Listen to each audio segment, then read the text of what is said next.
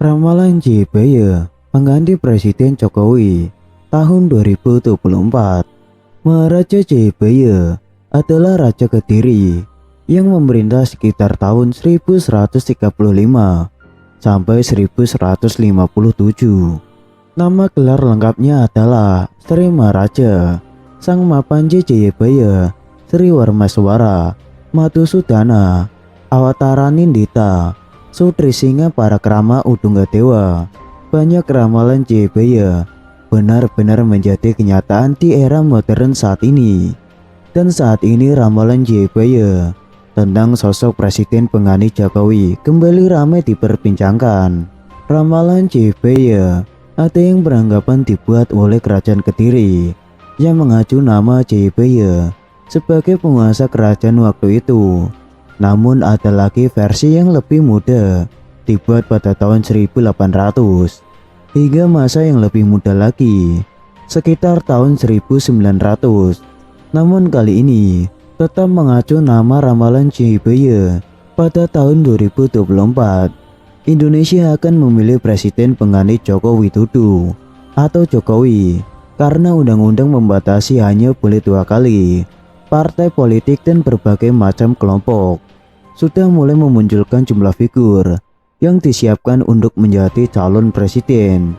Sampai saat ini belum satupun nama yang merujuk dari semua partai politik. Yang dilakukan saat ini baru sebatas rata-rata respon publik. Lantas siapakah pengganti Presiden Jokowi di tahun 2024 mendatang? Dan seperti apakah sosok itu? Mari kita simak selengkapnya. Siapa yang dimaksud dalam ramalan Jayabaya? Dalam ramalan Jayabaya, pengganti Presiden Jokowi pada tahun 2024 adalah seorang Sadra Beningit. Sosok Sadra Beningit sebagai pengganti Presiden Jokowi tidak hanya di ramalan Ronggo Warsito atau Jayabaya. Menurut ramalan Jayabaya, yang akan memimpin Indonesia tersebut bernama Sadra Beningit, dan dia adalah pemimpin yang akan menyelamatkan Indonesia serta mampu membawa bangsa ini menjadi maju. Digambarkan Sadra Beningit ini sama seperti raja pada zaman dahulu, dikenal sebagai raja yang adil, yang muncul saat Indonesia mengalami keterpurukan. Meramalkan sosok Sadra Beningit akan datang saat Indonesia mengalami banyak konflik bencana alam dan perekonomiannya yang terpuruk. Menurut ramalan Jayabaya, Sadra Beningit akan memiliki 3 karakter yang mewakili sifat seorang raja sebagai berikut. Sadra Pinantito, sosok ini adalah seorang yang religius. Dirinya akan selalu meminta petunjuk Tuhan saat akan mengambil tindakan. Sadra Beningit ini sangat jujur dan sangat terbuka kepada rakyatnya saat menghadapi masalah yang diembannya. Bahkan dirinya akan sangat adil, tegas, serta dan dapat menjaga keamanan. Yang kedua, Sadra Bayangkara. Sadra Beningit juga diyakini tidak akan merendahkan rakyatnya dan dirinya akan berlaku adil, bijaksana, berjiwa pemaaf, rendah diri, dan berdamai terhadap lawan politiknya. Sosok ini juga sangat mengayomi dan merangkul masyarakat dengan tidak membuat batasan antara rakyat dan dirinya. Yang ketiga, Sadra Rojo. Sadra Beningit adalah sosok negarawan yang tulus, merapikan dirinya untuk kemajuan bangsa dan negara. Dirinya akan selalu mementingkan rakyatnya dibanding kepentingan pribadinya. Bahkan dia tidak akan semena-mena dengan kekuasaannya. Isi ramalan Jayabaya ada berbagai hal terkait prediksi negara Indonesia. Salah satunya soal pemimpin negara Belanda di tengah Jawa dan kedatangan Jepang tahun 1942 sampai 1945.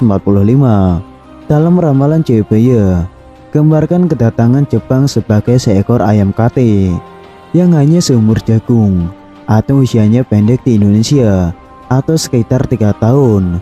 Kemudian yang paling populer lagi soal siapa yang bakal jadi pemimpin negara Indonesia, hingga muncul istilah Sadra Beningit.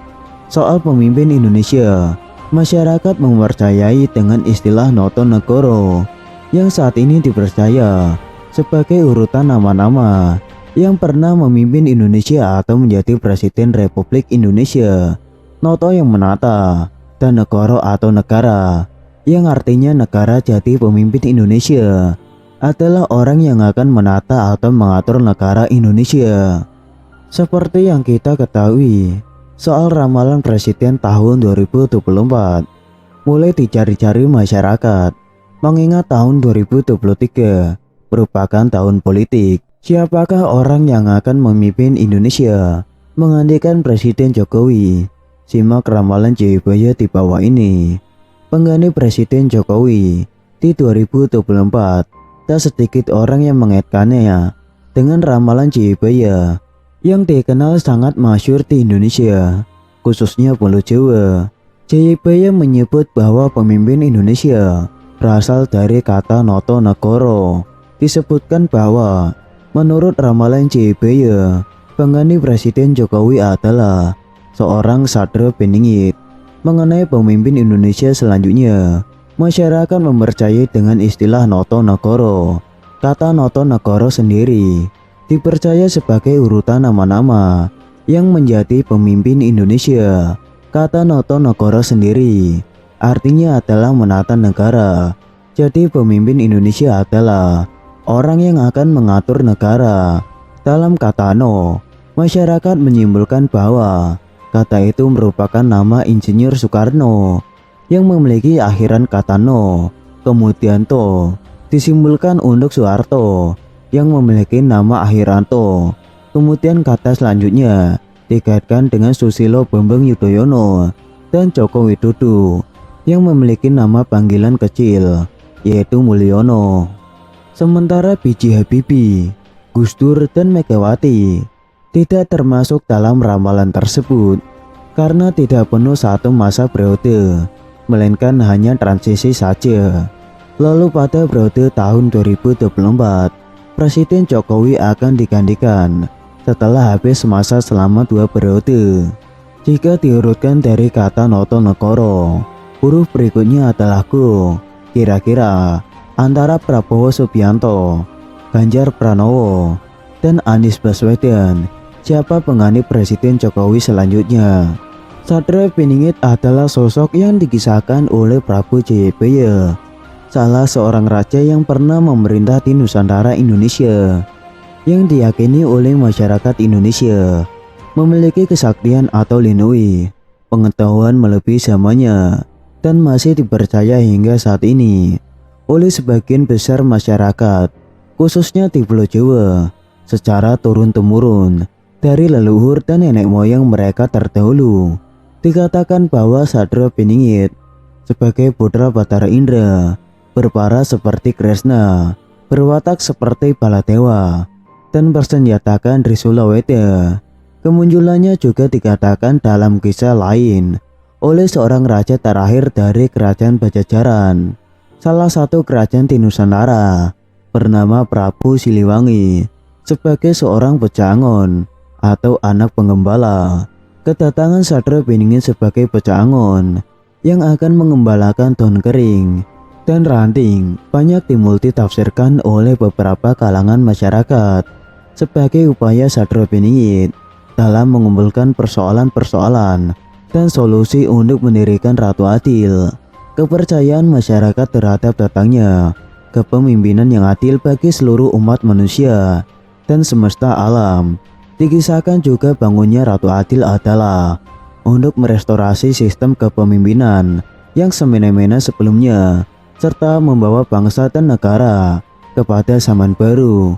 Dalam salah satu syair lagu kuno, menurut salah satu tokoh penyebar agama Islam di Nusantara yaitu Sunan Kalijaga, Bocah Angon adalah sosok yang berusaha memanjat pohon belimbing untuk diambil buahnya, yang bermakna seperti buah belimbing yang berbentuk bintang dengan 5 arah mata angin seperti kelima rukun Islam. Ada yang berpendapat bintang tersebut dimaknai sebagai Nabi umat Islam Muhammad. Ada banyak pandangan di kalangan masyarakat tentang apa yang digembalakan oleh Bocah Angon. Pendapat yang memiliki referensi akurat melalui ketiga tokoh di atas.